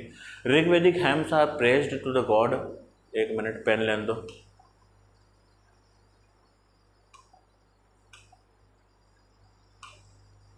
Rigvedic hymns are praised to the god and goddess yet idols worship was not practice. वही जो मैंने आपको बोला, मतलब भजन वगैरह होते थे, आराधनाएं होती थी भगवान के लिए कि भगवान है, और उसकी आराधना वगैरह भी होती थी अलग अलग काम के लिए, पानी आ जाए, पानी लाने के लिए भगवान की आराधना करना, इस प्रकार से आराधनाएं करते थे वो लोग, परंतु कोई आइडियल वर्शिप नहीं थी, है ना, किसी मूर्ति को या इस प्रकार से पूजा जाने का कोई कंसेप्ट वहाँ था नहीं, ठीक है।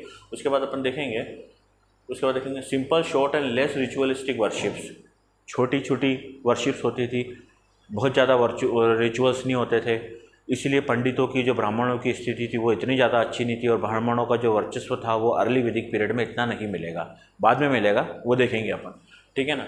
Simple and short and less rituals worships, sacrifices were practice mainly for the प्रजा एंड पशु, ठीक है ना। जो जनता थी और जो जानवर थे, काऊ, ठीक है ना, और जो जनता थी, राजा जो है वो गायों और जो जनता है उसकी, उन्हीं के सुरक्षा के लिए था, और उन्हीं के लिए सारे यज्ञ वगैरह ये सब किए जाते थे, ठीक है ना। डेट इज इंक्रीज पॉपुलेशन बढ़ाने के लिए यज्ञ होते थे, भगवान का आह्वान होता था कि हमारी जनसंख्या बढ़ाओ, ठीक है ना। प्रोटेक्टिंग कैटल्स, अपने जानवरों को बचाने के लिए यज्ञ किए जाते थे। बर्थ ऑफ मेल चाइल्ड, ठीक है ना, लड़का मेल चाइल्ड पैदा हो उसके लिए जो है यज्ञ हवन होते होंगे, ठीक है ना। और बीमारियों के खिलाफ, कोई बीमारी फैल जाए तो भगवान ठीक कर देना, ये सब, ठीक है ना, जो नॉर्मल होता है, ये सब चीज़ें अर्ली वैदिक पीरियड में होती थी। The household perform the rituals themselves, घरों के अंदर रिचुअल्स परफॉर्म कर लेते थे, and any expert priest was not required, और कोई एक्सपर्ट पृष्ठ की जरूरत नहीं होती थी। परंतु बाद में पृष्ठ बहुत इंपॉर्टेंट हो गए थे। आपने घर में हवन कर लिया तो इधर कोई दिक्कत नहीं है अर्ली वैदिक से समय, पर 5000 लगभग जो है 1000 साल बाद अगर आपने घर में फिर हवन कर दिया और पंडितों को पता चल गया या पृष्ठ को पता चल गया उस समाज में, तो आपकी खैर नहीं फिर। तो ये वाला सिस्टम आ गया था, ठीक है, कि तुमने कर कैसे लिया, तुमने वो हमारे पूरे एरिया को अपवित्र कर दिया घर में ये कर करके, हम करेंगे तभी होगा और हमें दक्षिणा दो, ये वाला कंसेप्ट था, ठीक है ना। Required chanting of mantras were an important part of the ritual. Chant करना मतलब मोतियों की माला अपन गिनते हैं ना भगवान को याद करते हुए, वो इंपॉर्टेंट थी। Magic and omen were not prevalent, ठीक है ना, ये जादू टोना जो था वो ये सब प्रिविलेंट नहीं था, इतना ज़्यादा इंपॉर्टेंट नहीं था। Religious system letter Vedic period में आएंगे अब अपन, क्या बोलता है ये, Prajapati and Adi Purusha become the supreme god in later Vedic period, ठीक है। लेटर वैदिक पीरियड तक आते आते जो इस समय जो है वो इंद्र जो था वो सबसे इम्पोर्टेंट गॉड था, सबसे इम्पोर्टेंट भगवान माने जाते थे इंद्र, है ना। और इसके समय जो है प्रजापति जो है आदि पुरुष, इन्हें जो है अभी कोई भी हो सकते हैं, शिव भी हो सकता है या उस ज़माने में किसको भी प्रतिमा कोई मानते हों तो उनको जो प्रजापति कहा जाता और उसी को ही सुप्रीम मानते थे। Rudra was merged with the Shiva appeared for the first time, जो रुद्र भगवान थे उसको शिव के साथ मर्ज किया गया और वो पहली बार दिखे। Ritual sacrifice and requirement of the supervision priest made religious life complex, है ना। इतने ज़्यादा सेक्रीफाइस हो गए, रिचुअल्स इतने बढ़ गए और इतना ज़्यादा ये सब चीज़ें हवन वगैरह ये सब कराने के लिए जो प्रीस्ट होते थे, ठीक है ना, उन लोगों ने और कॉम्प्लेक्स बना दिया कि ये सामग्री लाओ, होते हैं ना आजकल भी बुलाते, ये सामग्री लाना जरूरी है तभी हवन में आहुति होगी और ये डलेगा, इतनी देर बैठोगे, ठीक है ना, हम हवन करेंगे, ये करेंगे, वो करेंगे, तभी जो है वो पूर्ण होगा और आपको चीज़ें मिलेगी। ऐसा होता था, आज भी होता है। तो इस प्रकार से जो है ये सब चीज़ें चलती थी। तो इन्होंने क्या किया, जो पुरोहित वगैरह जो ये लोग थे, पृष्ठ वगैरह जो लोग थे, इन्होंने सिस्टम को और कॉम्प्लेक्स कर दिया। धीरे धीरे इन्होंने अपनी इंपॉर्टेंस बनाने के लिए, तो पहले एजुकेशन तो थी नहीं, कोई नेटवर्क तो था नहीं कि कौन सा है कि कैसे करना है, तो जो ये बोलते थे वही होता था और जैसा ऐसा बोल दिया आपको लाना पड़ता था। तो उन्होंने वो सिस्टम को कॉम्प्लेक्स कर दिया। Few instances of ideal worship are reported, यहाँ पर मूर्तियों की पूजा कहीं कहीं पर वो करी गई है। Magic and omen entered into the socio religious life, है ना। जादू टोना जो है ये समाज में आ चुका था, है ना। बाद में जो है अपन जब वेद पढ़ेंगे तो एक वेद जो है वो मैजिक के ऊपर है ना, मैजिकल्स, जादू टोने के ऊपर पूरा का पूरा वेद लिखा हुआ, किताबें लिख दी इन्होंने। क्लियर है इतना, आगे देखेंगे, ठीक है। 4 पॉइंट हो गए ये रिलीजियस में। हाँ, इसमें और भी है, तो इसमें देखेंगे द गॉड। देखो इसमें क्या 6 पॉइंट लिखे हैं, इसमें 9 पॉइंट लिखे, तो यूँ मत सोचना कि इसके कंपेयर में इतना लिखा है। मैंने तो जितना इंपॉर्टेंट चीज़ें थी वो सब लिख दी है। अब आप उसको एक एक पॉइंट में लिखो, मैंने एक पॉइंट में इतना सारा लिखा है, इसको आप अलग अलग पॉइंट करके इसको भी 9 कर देना, ठीक है ना। तो वो ये मत सोचना कि इसमें कम इसमें ज़्यादा, ये मैंने वैसे कंपैरिजन करके नहीं लिखा है, बराबर करके जो जो मेरे को लगा कि इंपॉर्टेंट डालना चाहिए वो मैंने डाल दिया। चाहे वो 5 पॉइंट में सब आ गया हो, 6 में आ गया हो, इधर 15 में आया हो तो इधर 15 डाल दिए, ठीक है ना। ये जो 2 2 3 3 है इसको मिला के 1 कर दो तो ये भी उतने ही हो जाएंगे, या इधर इसको 1 1 को बढ़ा दो तो भी उतने हो जाएंगे। तो आप इस पे जाना कि कंटेंट पे, कि कितना कंटेंट है और उसको कैसे अपने को लेना है, ठीक है ना। द गॉड्स वर, ये सारे नोट्स मेरे हैं ना, तो वो मैंने इसको इस तरीके से लिखे हैं कि जो मेरे पास थे, तो कोई चीज़ें ऊपर नहीं, कोई चीज़ें नीचे है। तो जब आप मेरे वीडियोस को सारे देखेंगे लाइन से, पुराना वाला वीडियो अभी वाला, तो आपको सारी चीज़ें जो है ना ऐसे ही याद हो जाएगी। इतना ज़्यादा लोड लेने की ज़रूरत नहीं, सब चीज़ें बड़ी आसानी से लिख दी गई है इतना, तो ये सब चीज़ें आपको आसानी से मिल जाएगी। द गॉड वर कैटेगराइज्ड, ठीक है ना। तो ये आ गए अब अगला पॉइंट पे रिचुअल्स में, ठीक है ना। ये 11 नंबर में क्वेश्चन आ सकता है भैया, है ना। कंपैरिजन बिटवीन द अर्ली वैदिक एंड लेटर वैदिक सिविलाइजेशन ऑन रिलीजियस बेसिस या रिलीजियस सिस्टम, ठीक है ना।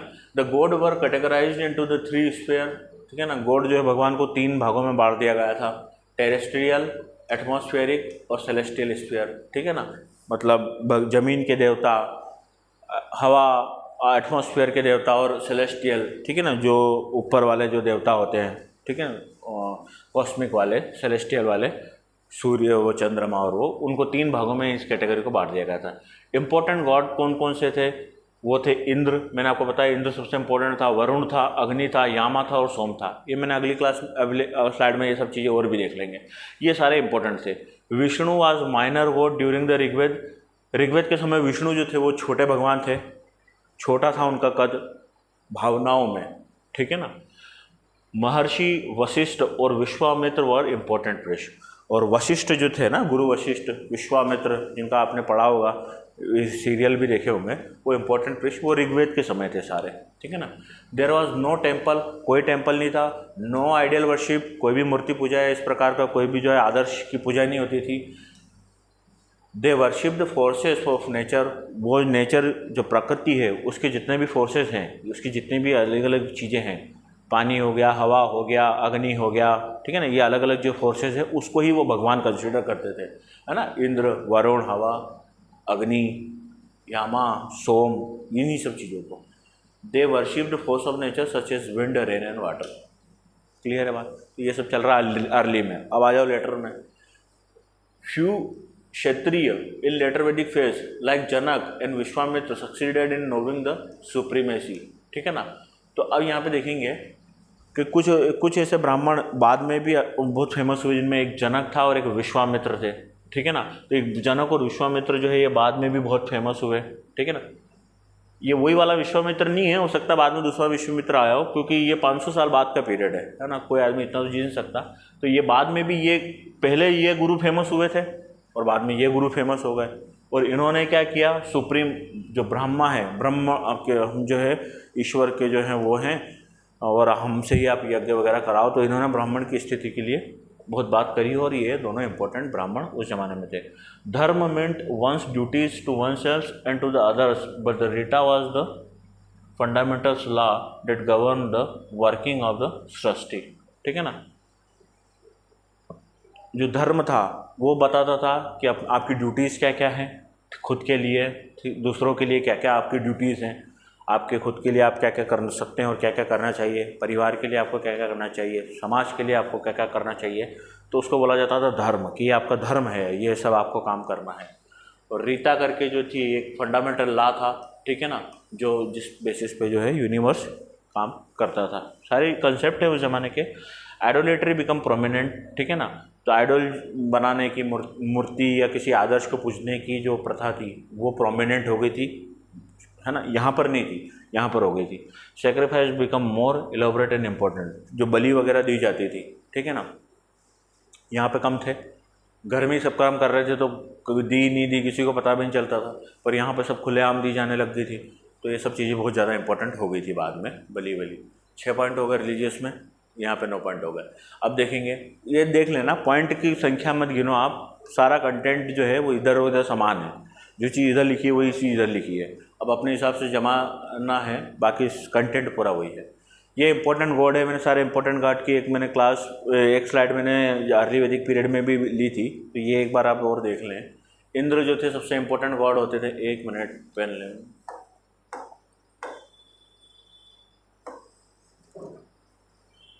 इंद्र जो थे वो सबसे ज़्यादा इंपॉर्टेंट गॉड थे, ठीक है ना। अग्नि गॉड ऑफ फायर, आग के देवता।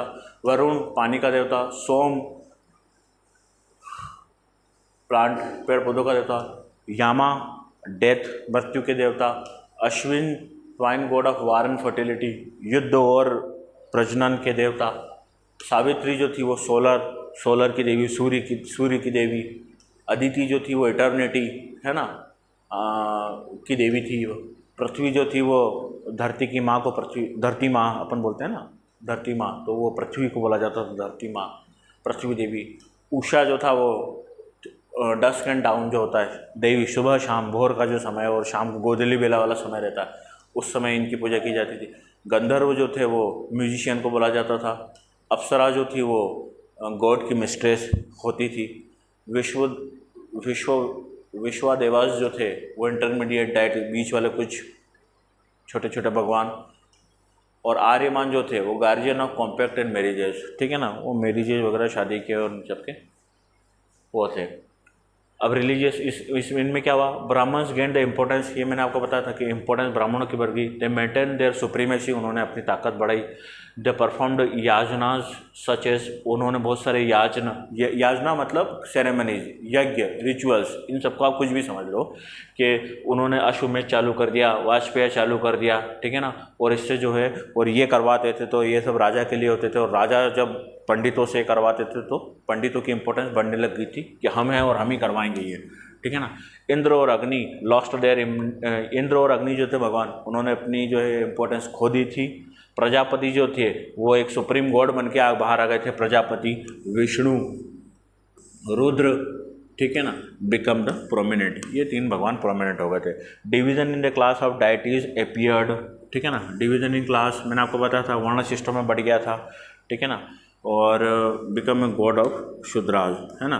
पूषान जो है वो गायों का देवता होता था पहले, वो बाद में जो है शूद्र जो जाति है उसके भगवान बन गए। शूद्र लोगों ने उसी को अपना भगवान, उन्हीं को अपना भगवान कंसिडर किया। तो ये सारे पॉइंट हो गए, 12 पॉइंट है, इसको देख लेना, ठीक है। तो यहाँ तक अपन ने जो है उसका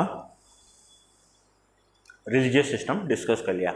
अब इसके बाद अपन देखेंगे वैदिक लिटरेचर्स के बारे में, है ना। मैंने लिटरेचर्स को अर्ली वैदिक पीरियड में भी पढ़ा दिया था, ठीक है ना। उसको भी मैं एक बार फिर से रिवीजन के लिए इसमें मैंने डाल दी है, उसको फटाफट अपन रिवाइज कर देंगे, क्योंकि चीज़ें तो सारी वही है ना, बाद में भी वही, क्योंकि सब चीज़ें उस ज़माने में बाइफरकेट नहीं की जा सकती थी। ये आज के ज़माने में जो किताबों में इनको जो है बांटा गया है, तो आज के लोगों ने तो समान तरीके से देखा दोनों को, चीज़ों को, और जो जो डिफरेंस मिले उसमें इसको भी डाल दिया और इसको भी डाल दिया कि वहाँ पे इन चीज़ों में ये यहाँ पे था, वो वहाँ पे था। तो ये सब चीज़ें। तो अब वैदिक कल्चर के बारे में देखेंगे, तो वैदिक कल्चर कैसा था उस ज़माने में, तो देखेंगे भैया।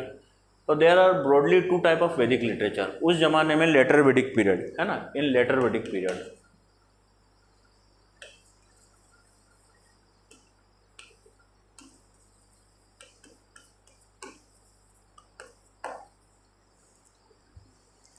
दो प्रकार के लिटरेचर होते थे। पहला लिटरेचर था श्रुति लिटरेचर। श्रुति मतलब, श्रुति का मतलब होता है सुनना, ठीक है ना।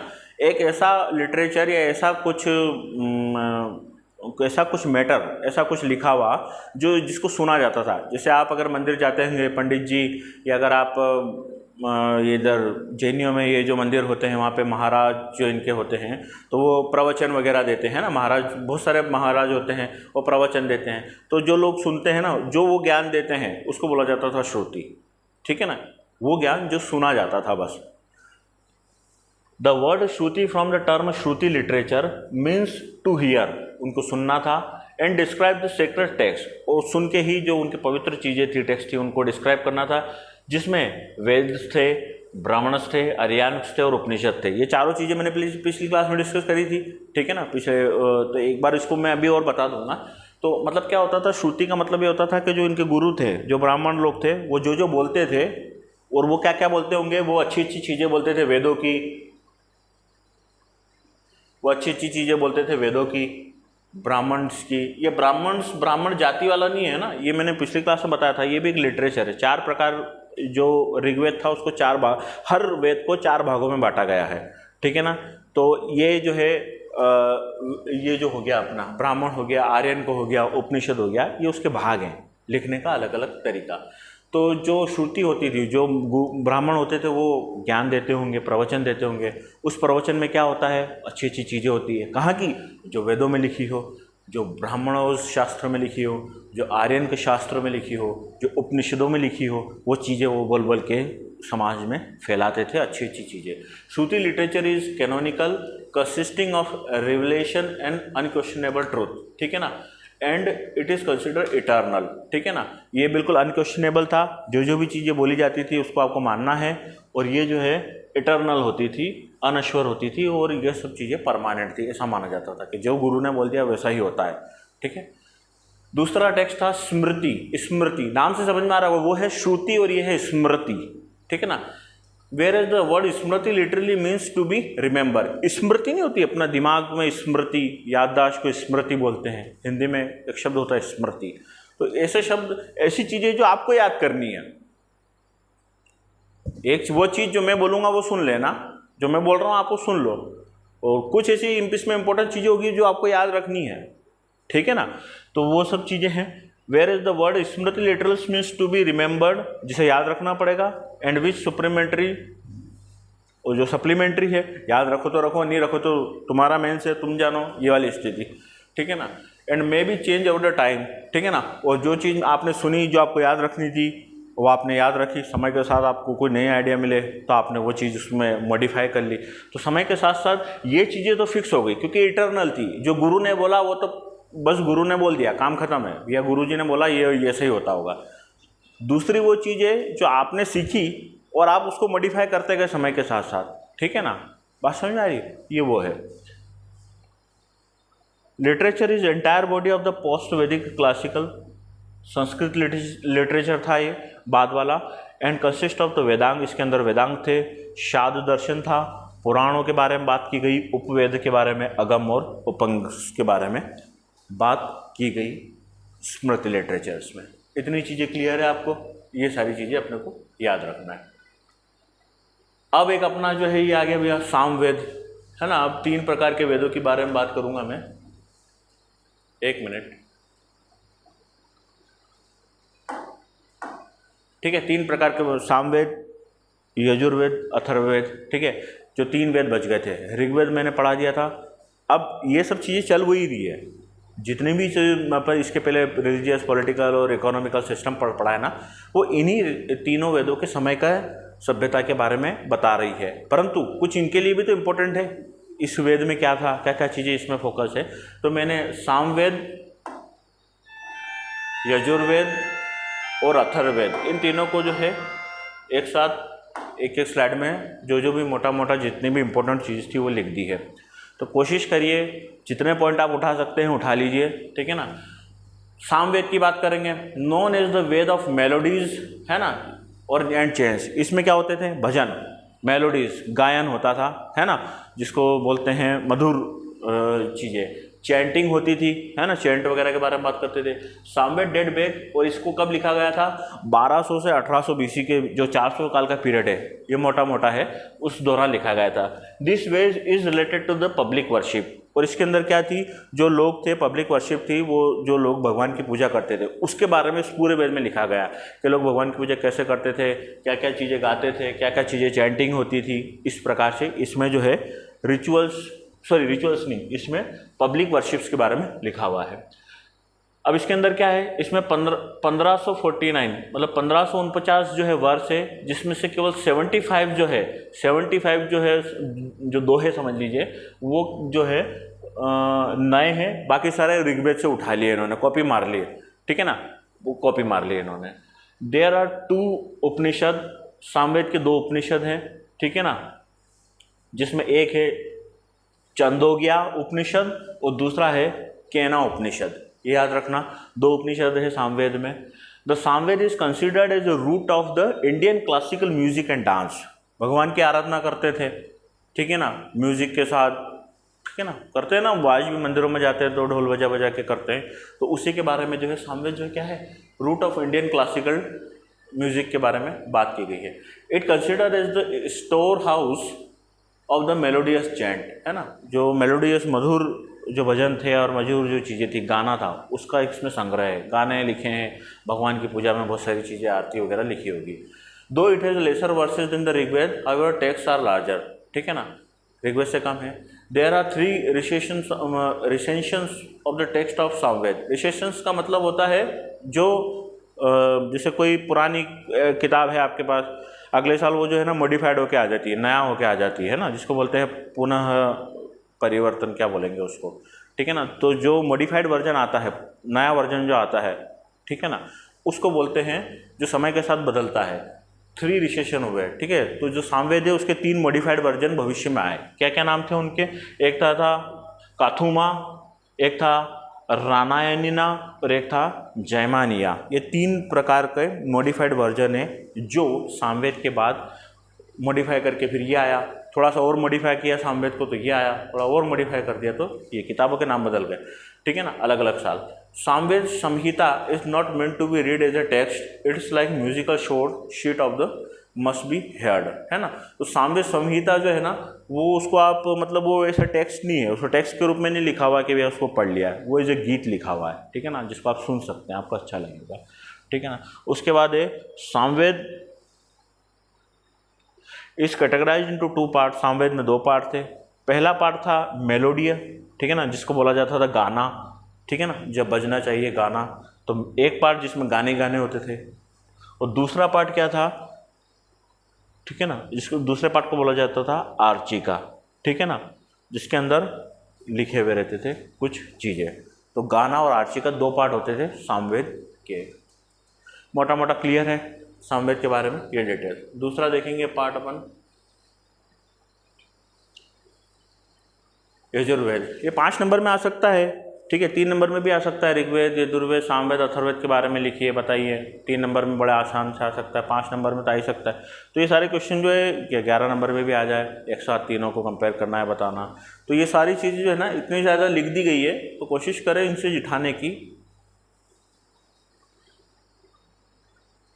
Yajurveda stand to mean worship knowledge. Yajurveda dates back to, Yajurveda कब लिखा गया, 1100 BC से 1800 BC का जो समय था, लगभग उस समय ये लिखा गया था, ठीक है ना। Corresponding with the Samaveda, Samaveda जब लिखा जा रहा था उसी के समय लिखा जा रहा था, है ना। उस जमाने में पता नहीं था कि कहीं और पे दूसरी किताब भी लिखी जा रही है। ये तो बाद में पता चला कि ये यहाँ पे लिखी हुई मिली और ये कुछ किताबें वहाँ मिली, तो बाद में जब पढ़ा गया तो पता चला ये एक ही समय की लिखी हुई किताब है। वो कागजों की कार्बन डेटिंग जब करी होगी उसमें पेपर्स की, तो उसमें पता चला कि भैया एक ही समय का काम है। These chants were offered by the priest, ठीक है ना। इट कंपाइज रिचुअल्स ऑफरिंग, ये इंपॉर्टेंट है, ठीक है ना। जैसे अभी अपन ने सामवेद में पढ़ा, उसमें संगीत था, म्यूजिक था, और जो भगवान के लिए आराधना करते हैं उसके लिए जो भजन, जो गीत गाए जाते थे वो थे सामवेद में। इसके अंदर क्या मेजर पोर्शन था, ये इसमें था रिचुअल्स ऑफरिंग, मंत्र और चैंट, ठीक है ना। इसमें भी थे वही ले दे के सब चीज़ें भगवान के लिए लिखी गई है, स्तुतियाँ, पर अलग अलग तरीके से लिखी गई है, ठीक है। तो इसके अंदर क्या था, मंत्र और चैंटिंग्स वगैरह थी, रिचुअल्स के बारे में बोला गया था, आराधना वगैरह नहीं, rituals. These chants were offered by the priest, और ये सारे रिचुअल्स जो थे वो एक ब्राह्मण बोलते थे, और ब्राह्मणों को अधिकार था, ठीक है ना, इसीलिए धीरे धीरे ब्राह्मण बढ़ गए। Along the side of person who used to perform the rituals in most of cases yajnas fire they key the key features of the Yajurveda was given below. ये सारे की फीचर हैं। 2 टाइप के यजुर्वेद में 2 टाइप की बात की गई है, एक तो कृष्ण वेद और एक है शुक्ल वेद, ठीक है ना। एक ब्लैक समय, डार्क समय, और एक वाइट की बात की गई। शुक्ल यजुर्वेद जो है वो बिल्कुल अरेंज्ड है। शुक्ल यजुर्वेद में जो चीज़ें लिखी हुई है, जो चैंट लिखे हुए हैं, वो सारे अरेंज्ड है और बिल्कुल क्लियरली मेंशन्ड है।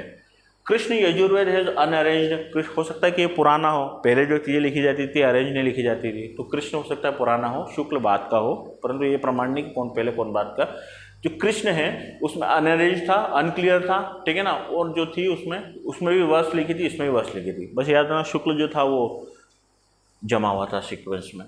The oldest layer of the Yajurveda was 1875 वर्ष थी, ठीक है ना। इसमें 1875 दोहे वगैरह जो इतनी भी थी वो mostly taken from the Rigveda, और बहुत सारी जो इसने ऋग्वेद से, सामवेद में भी यही हुआ, सारी की सारी उन्होंने सामवेद से ऋग्वेद से उठा ली। इसमें भी यही हुआ कि इन्होंने ऋग्वेद से बहुत सारी जो है सब उठा लिया मटेरियल। द मिडल लेयर मतलब ले दे के ये ऋग्वेद के ही मॉडिफाइड वर्जन है, आगे वाले जितने भी वेद आए हैं तीनों ऋग्वेद से चीज़ें उठाई, फिर उसको मॉडिफाई किया, तो उसको चलता रहा फिर वो।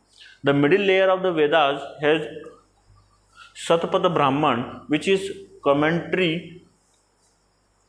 Of Shukla Yajurveda Vajasaneyi Samhita is the Samhita of the Shukla Yajurveda. तो ये देखना भी है क्या लिखा है। The youngest layer of the Yajurveda Yajurveda consist of various Upanishad. जो सबसे आखिरी में जो लिखा गया था यजुर्वेद का वो पोर्शन जो सबसे आखिरी में लिखा गया था, उस समय उसमें कुछ उपनिषदों के बारे में कहा गया था, और उसमें कुछ उपनिषद थे। कौन कौन से उपनिषद थे, तो सारे उपनिषदों के नाम लिखे हुए हैं, एक बार आप देख लें। ये है वेदरायन का उपनिषद, दूसरा है ईशा उपनिषद, ठीक है ना, तीसरा है तृतीय उपनिषद, तृतीया, ये मैंने बीच में देखा था, काथा उपनिषद, श्वेतस्वतरा उपनिषद, और एक है मैत्री उपनिषद, है ना। तो ये सारे उपनिषद हैं जिनका जिक्र यजुर्वेद में होता था। There are 4 surviving recension of the Krishna Yajurveda. वही रिसेंशन मतलब जो कृष्णा यजुर्वेद था जिसके चीज़ें अरेंज नहीं थी, उसके बाद में 4 वर्जन और आए, नए मॉडिफाइड वर्जन उस किताब के, और उनको क्या बोला गया, तृतीय संहिता, मित्रयानी संहिता, गाथा संहिता और कपिस्थला संहिता। तो ये 4 उसके मॉडिफाइड वर्जन आए कृष्ण यजुर्वेद के। इतना क्लियर है, बात क्लियर आ गई होगी इतने समझ में, ठीक है ना। हो गया, आगे देखेंगे। अब यजुर्वेद के बाद आता है अथर्ववेद। अब इसमें क्या है भाई साहब, अथर्व, ठीक है ना, अथर्व। जब आप इसका वीडियो देखें या मेरे कोई और भी वीडियो देखें, तो अगर आपको कुछ ऐसा लगता हो कि अगर अच्छा पढ़ा रहे हो तो आप उसको like and share and subscribe करें। अगर आपको ऐसा लगता हो कि उसमें कुछ और सर आप ये चीज़ कर बता दीजिए, या आपको ऐसा लगता है कि सर ये चीज़ जो है वो डिटेल में बता दीजिए, इसका कुछ और बताइए, कंटेंट और दीजिए हमें, तो आप मुझे जो है जब आप वीडियो देखें तो नीचे जो कमेंट वाला सेक्शन आता है तो उसमें आप कमेंट कर दें। कोशिश ये करूँगा कि मैं कि उसको जो चीज़ आपकी समस्या है उसको सॉल्व कर लें, ठीक है ना। तो ये सारी चीज़ें अपनी क्लियर होती जाएगी जैसे करना है। अथर्ववेद क्या है, अथर्ववेद जो है stand for the meaning of tatpurusha compound of Atharvan, ठीक है ना, एन एंशिएंट सेक्ट। सेक्ट का मतलब होता है गुरु, ठीक है ना।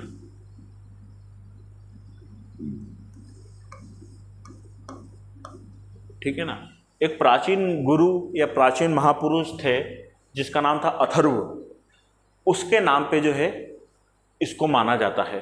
तो अथर्व जो है और नॉलेज, इन दोनों को मिला दिया गया तो अथर्व वेद बन गया। अथर्व मतलब गुरु का नाम और वेद मतलब नॉलेज, अथर्व वेद। इस डेट बैक टू, और ये 1100 से 800 BC तक लिखा गया, ठीक है ना, 200 साल लिखा गया इसको। 200 साल तक एक ही किताब लिख रहे लोग, समझ में आ रही बात। The daily procedure of the life was very well enumerated in this Veda. जो डेली लाइफ के उसके बारे में लिखा गया। 730 इसमें भजन है, ठीक है ना, या उक्त है। 6000 जो इसमें मंत्र हैं। 20 बुक्स पैपालाड़ा, अच्छा इसमें 20 किताबें हैं। तो पैपालाड़ा और सानुक्या जो है वो इसके 2 मॉडिफाइड वर्जन है, ठीक है ना, जो बाद में थोड़ा सा और रूपांतरित रूप होके आए। तो ये जो 2 हैं इसी के 2 रूप है, या 2 किताबें इसके इसी की 2 रूप है। कार्ड is a Veda of magical formula. इसके अंदर क्या था, जैसे सामवेद में जो है अपन ने वर्शिप, म्यूजिक, डांस के बारे में देखा। अथर्ववेद में जो है अपन यजुर्वेद में जो है अपन ने रिचुअल्स के बारे में देखा। तो इसमें क्या होगा अथर्ववेद में, इसमें है भैया मैजिकल फार्मूला, जादू टोना, भूत प्रेत। इट इंक्लूड 3 प्राइमरी उपनिषद। इसके अंदर 3 उपनिषद हैं। मुंडक उपनिषद, ये बहुत इंपॉर्टेंट है ना, मुंडक उपनिषद आपने सुना भी होगा। मुंडक क्या उपनिषद, और ये है मुंडका, और ये है मंडियका और प्रसन्ना उपनिषद। ये 3 प्रकार के उपनिषद हैं, उसके 3 पार्ट हैं, ठीक है ना। The 20 books are arranged by the, इसके अंदर 20 किताबें हैं, है ना, 20 किताबें हैं ये। और 20 किताबें जो हैं, the 20 books are arranged by the length of hymns. जो भजन है उनकी लंबाई के अनुसार उनको अरेंज किया गया है, ठीक है। जब एक पीरियड चला होगा 50 या 100 साल का, या जितने भी साल का, उस समय जितने भी गीत वगैरह लिखे या जो भी मंत्र वगैरह, गीत मंत्र नहीं, मैजिकल फार्मूले लिखे जाते थे, उनकी लंबाई समान होती थी, ठीक है ना। 20 books are arrange by the length and hymns. The content unlike Samaveda where the hymns are borrowed from the Rigveda, hymns are Atharvaveda are unique and except from the Rigveda. जो अथर्ववेद में है उसमें जो सारी चीज़ें थी लगभग वो सारी नई थी। सामवेद और यजुर्वेद की तरह नहीं कि ऋग्वेद से ही माल उठा लिया, ठीक है ना। इन लोगों ने जो जादू टोना था, क्योंकि वो ऋग्वेद के समय इतना प्रचलित ही नहीं था, तो उन्होंने जादू टोने पे फोकस ही नहीं किया, परंतु इन लोगों ने फोकस किया और जितने भी जादू टोने वाली बातें हैं वो सारी इसमें लिखी गई। तो वो यही मिलेगी, वो आपको ऋग्वेद में नहीं मिलेगी। This Veda contain hymns many of which were charms and magical spells, ठीक है ना। भजन है बहुत सारे जो मैजिकल स्पेल्स, ठीक है ना, जो जादू वगैरह करने के लिए, which are meant to be pronounced, जिसको बोला जाता था, उच्चारण किया जाता था, by the person who seeks some benefit, ठीक है ना। जैसे किसी को भैया करना हो तो वो क्या करता था, जादू टोने करवाता था, तो वो कुछ मंत्र बोलेगा, तो जो मंत्र बोले जाते थे वो अपने किसी फ़ायदे के लिए बोले जाते थे, और ये सारी चीज़ें लिखी है। आगे बात समझ में आपको। तो ये हो गया भैया अथर्ववेद। इतना क्लियर है? एक मिनट।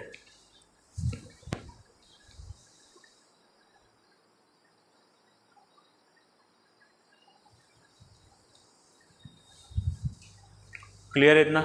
इसके बाद देखेंगे अपन, हाँ ये वो जो चीज़ें थी जो मैंने आपको अर्ली वैदिक पीरियड के समय भी मैंने बताया था, और कोशिश करें कि इसको एक बार फिर देख लें। जो ब्राह्मण जो वेद होते हैं, हर वेद को 4 भागों में बांटा जाता था, ठीक है ना। ब्राह्मण, आर्यन वेद, आर्यंस, ये पोर्शन है, ठीक है, क्योंकि वेद जो है ना वो बहुत सारी किताबों का वो होता है। जैसे मैंने आपको बताया था ऋग्वेद जो है वो 10 चैप्टर या 10 किताबों से बना हुआ है, तो उन 10 को भी इन्होंने 4 भागों में बांट दिया। ये है 4 भाग, बात समझ में आ रही है? तो सबसे पहले देखेंगे ब्राह्मण। ये मैंने आपको उस समय अर्ली वैदिक पीरियड के समय भी डिटेल में लिखा था, ठीक है ना, पर यहाँ पे मैंने इसलिए लिख दिया है क्योंकि ये इसका भी हिस्सा है, इसलिए लिखा गया है, ताकि आपको जो है ये यूँ नहीं हो जाए कि ये उसी का हिस्सा है क्या, ऐसा नहीं हो जाए, ये सब में है, ठीक है। तो ये इसलिए भी मैंने इसमें भी लिख दिया है। अब ब्राह्मण जो थे, वेदों का वो सेक्शन जो ब्राह्मण सेक्शन में, ब्राह्मण वेद में आता था, वो क्या बताता? The hymns of the Vedas is an orthodox manner, ठीक है। एक मिनट, बात क्लियर है आपकी? ईच वेद है several Brahmanas attach to it. हर वेद में जो है बहुत सारे ब्राह्मण्स अटैच होते थे। The most important is Shatapatha Brahmana. Shatapatha ब्राह्मण जो सबसे ज़्यादा इंपॉर्टेंट ब्राह्मण है। ये ब्राह्मण व्यक्ति नहीं है, ब्राह्मण लिटरेचर की बात कर रही, एक किताब है, उसको ब्राह्मण बोला जाता था कि ये ब्राह्मण किताब है, ठीक है ना। अगर आप पढ़ेंगे कि हिस्ट्री की किताब है तो उसकी वजह जो वेदों का एक पोर्शन को ब्राह्मण बोला जाता था, ये वो बात चल रही। तो जो मोस्ट इंपॉर्टेंट ब्राह्मण था वो था शतपथ ब्राह्मण, ठीक है ना, और ये अटैच था यजुर्वेद से, which is the most exhaustive and important to all, ठीक है ना। इट रिकमेंडेड 100 सेक्रेड पाथ, और उसमें जो है 100 पाथ की बात की गई थी कि किस प्रकार से क्या होता है। आर्यन क्या होते थे? They called forest book. ब्राह्मणों में किसकी बात की गई? भजनों की बात की गई। आर्यंस में जो थे किसकी? फॉरेस्ट की बात की गई। Mainly written by the hermits living in the jungles, जो लोग जंगलों में रहते थे उनके द्वारा ये किताबें लिखी गई थी, ठीक है ना। और उसके बाद deals with the mysticism and philosophy, इसमें जो है मिस्ट्रीज और फिलोसॉफीज की जो रहस्य है और की बात की गई थी। Oppose to sacrifice and emphasise on meditation, इसमें मेडिटेशन को एम्फेसाइज किया गया था। From form of the bridge, और ये ब्रिज बनाता था किसके बीच में? कर्म और ज्ञान। आपके कर्म और ज्ञान के बीच में एक ब्रिज बनाने के लिए एक किताब पढ़ो, आप ये किताब पढ़ो, ठीक है ना, ऐसा बोला जाता था। और ये जो आपके काम करोगे उसका क्या परिणाम होगा और आपको काम करने पे क्या ज्ञान मिलेगा, उसके बारे में इस किताब में पूरा लिखा हुआ था। तो ये जो थी इसको बोलते थे आर्यंस। इसके बाद देखेंगे अपन उपनिषद। उपनिषद भी अपन ने देखे थे। 4 चीज़ें होती थी, संहिता, उपनिषद, आर्यन को ब्राह्मण, ठीक है ना। The word means to sit down near the someone and denote a student sitting near his guru to learn. उपनिषदों में क्या किया गया? उपनिषदों में ये कहा गया कि भैया आप जो है अपने गुरु के पास बैठे हों, चीज़ें ग्रहण करें, यही लिखा हुआ है। It's also called Vedanta. Vedanta भी बोला गया, the end of the Vedas, वेदों का जो अंत होता है, जो वेदों का भी जो एंड वाला जो चैप्टर है उसको बोलते थे ये। Firstly because they denote the last phase of the Vedic, because they denote the last phase of the Vedic period, and secondly because they reveal the final aim of the Vedas। हर वेद के and में का जो portion होता था जिसको अपन concluding बोलते हैं ना, आखिरी में जो अपन लिखते हैं पीछे पीछे, तो उस वाले को पोर्शन को बोलते थे उपनिषद। और उपनिषद में जितना भी पूरा पढ़ा है आगे वाले पूरी किताब में, उसका सार लिखा रहता था, ठीक है ना। तो ये वही लिखा हुआ है इसमें कि इसको जो है वेदांत बोलते थे, वेदों का अंत। वेदों के अंत में जो कुछ 4-5 पेज होंगे उसको उपनिषद बोला गया, और इसको ही वेदांत बोला जाता था कि पूरे वेद में जो जो इम्पोर्टेंट चीज़ है वो इन 4-5 पेजों में कंसाइज करके लिख दी थी, समरी टाइप, ठीक है ना, ये लिखी हुई है, ठीक है ना। और इंडियन फिलोसॉफी की ये सबसे मेन चीज़ है, सोर्स है। 1008 इसमें 108 उपनिषद है इसमें। They also condemn the ceremony and sacrifice, ठीक है ना, और सेरेमनी और सेक्रीफाइस का इन्होंने कंडेम किया है। They discuss the various theories of creation of the universe, इसके अंदर बहुत सारी थ्योरीज का डिस्कशन किया गया है, यूनिवर्स ब्रह्मांड कैसे बने हैं। And define the doctrine of the action, और कर्म की सत्ता, कर्म से आप क्या क्या पा सकते हैं उसके बारे में बात की गई है, मतलब कर्म प्रधान समाज की बात की गई है, ठीक है ना। मंडूक्य उपनिषद इज द सोर्स ऑफ सत्यमेव जयते, ठीक है ना। ये आपने अपना भारत का जो सिंबल है, ठीक है, अपन जिसको बोलते हैं सत्यमेव जयते जो लिखा हुआ आता है, तो सत्यमेव जयते जो होता है वो कहाँ से लिया गया है, वो मुंडक प्रश्न से लिया गया है। ठीक है, तो ये सब चीज़ें आप याद रखना क्या चल रहा है ये, ठीक है ना। इसके बाद देखेंगे स्मृति। स्मृति क्या होती है, ये 3 नंबर में आ सकते हैं सारे को, बड़ा आसानी से आ सकते हैं भैया। उपनिषद के बारे में 3 नंबर वाले में क्वेश्चन में लिखो, 5 नंबर में लिख दो, बड़ा आसानी से आ सकते हैं। तो आपको ये सब पता होना चाहिए, बेसिक चीज़ें जो हैं कि इसमें क्या क्या चीज़ आएगी। स्मृति क्या होती थी, ये क्या बताते थे, explain the rules and regulation of the वैदिक लाइफ। वैदिक लाइफ के समय जो रूल्स और रेगुलेशन थे वो क्या क्या थे, ठीक है ना। मेन आर मनुस्मृति, कौन कौन सी स्मृतियाँ मनु थी, ठीक है ना, तो ये थी मनुस्मृति, ठीक है ना। नारद स्मृति, याज्ञा वाल्मीकि स्मृति, ठीक है ना, पराशर स्मृति, ठीक है ना, धर्मसूत्र कंटेंट सोशल लॉज, ठीक है ना, पॉपुलरली नोन एज, है ना। तो ये लोग क्या करते थे उस जमाने में, जो लॉ वगैरह, जो कानून वगैरह होते थे उसके बारे में बात करते थे, क्योंकि कानून व्यवस्था कैसी थी मोटा मोटा, तो उसके बारे में सारी जानकारी देते थे स्मृति के बारे में। Early Dharmasutra is the Manusmriti, सबसे पहला जो स्मृति है वो है Manusmriti, which is also called the Manava Darshan के नाम से भी जाना जाता है। तो ये हो गया मनुस्मृति। अगला जो पॉइंट है, ये क्या पढ़ रहे हैं अपन, वेदों के पाठ पढ़ रहे हैं। 4 अपन ने पढ़ लिए, स्मृति, ठीक है ना। उसके बाद अपन ने इसके पहले जो देखे थे चारों, ब्राह्मण स्मृति आएगा, ब्राह्मण्स आएगा, आर्यनकाज आएगा, उपनिषद आएगा, फिर आ गया अपना स्मृति, और फिर आखिरी में है वेदांश, वेदों के अंग वेदांश, ठीक है ना। इसको भी देख लेते हैं अपन एक बार। बेस्ट बहुत सारी चीज़ें क्या है इसमें ऐसे ही आपको देखनी है कि वेद, अभी वेद क्या है, तो 6 प्रकार के वेदांश होते थे। एक वेद का होता था शिक्षा, ठीक है ना, जो प्रोनाउंसिएशन बोलने पे जो है फोकस करता था। एक वेद होता था जिसका नाम था कल्प, जो रिचुअल्स पे, कल्प वृक्ष रिचुअल्स पे, ठीक है ना, पे ज़्यादा फोकस करता था। एक था व्याकरण वेदांग, व्याकरण मतलब ग्रामर पे, हिंदी व्याकरण हिंदी होती है ना। एक था निरुक्त वेदांग, ये डील करता था एटिमोलॉजी और फोनेटिक्स को, ठीक है ना, शब्द जिसको बोलते हैं ना शब्द विज्ञान।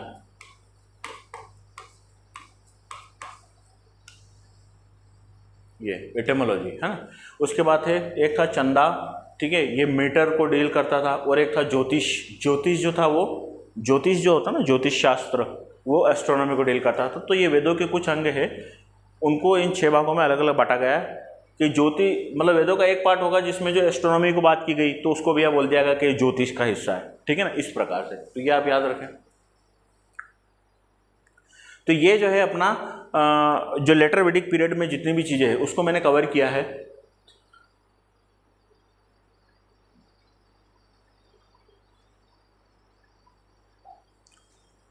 ठीक है, तो आज अपन ने देख लिया लेटर वैदिक पीरियड के समय की क्या क्या स्थिति थी, वहाँ की सोशल लाइफ देखी, वहाँ की अपन ने रिलीजियस लाइफ देखी, पॉलिटिकल लाइफ देखी, ठीक है, इकोनॉमिकल लाइफ देखी। उसके बाद अपन ने वेदों के और लिटरेचर के ऊपर में फोकस किया, किस प्रकार के लिटरेचर थे, कितने भागों में बांटे गए थे। उसके बाद एक एक के ऊपर अपन ने डिटेल में बात करी। फिर अपन ने बात करी कितने प्रकार की वहाँ पे वेद हुए और वेदों में क्या क्या चीज़ें इंपॉर्टेंट थी और किस वेद में कितनी क्या क्या किस पे फोकस किया गया, ये सारी बातें अपन ने देखी। ठीक है, तो ये सारी चीज़ें जो है सारी लेटर वैदिक पीरियड में आती है। तो अभी जो है मैंने इंडस वैली आपको पहले करा दिया था, 1 मिनट, इंडस वैली को मैंने इस तरीके से पूरा करा दिया था। वैदिक पीरियड जो ऋग्वैदिक पीरियड था उसमें भी मैंने ये सारी चीज़ें डिस्कस करी थी। अब जो मैं अभी जो अपना जो है लेटर पोस्ट वैदिक पीरियड अभी अपन ये पढ़ रहे थे, और इसमें आपने देखा मैंने सोशल सिस्टम को पूरा कंप्लीट किया है। उसमें मैंने कलर सिस्टम बताया है, कंडीशन ऑफ वुमेन्स बताई है, खाने के बारे में बात करी है, ठीक है ना, और रिलीजियस प्रैक्टिसेस के बारे में अपन ने बात करी। पूरे जो है इसका 11 नंबर का क्वेश्चन आ सकता है, 3 नंबर में भी आ सकता है, 1-1 पॉइंट, 5 नंबर में भी आ सकता है, या पूरा आ सकता है 11 नंबर में, कुछ भी आ सकता है। ये सारे पॉइंट डिस्कस कर लिए अपन ने लेटर वैदिक में।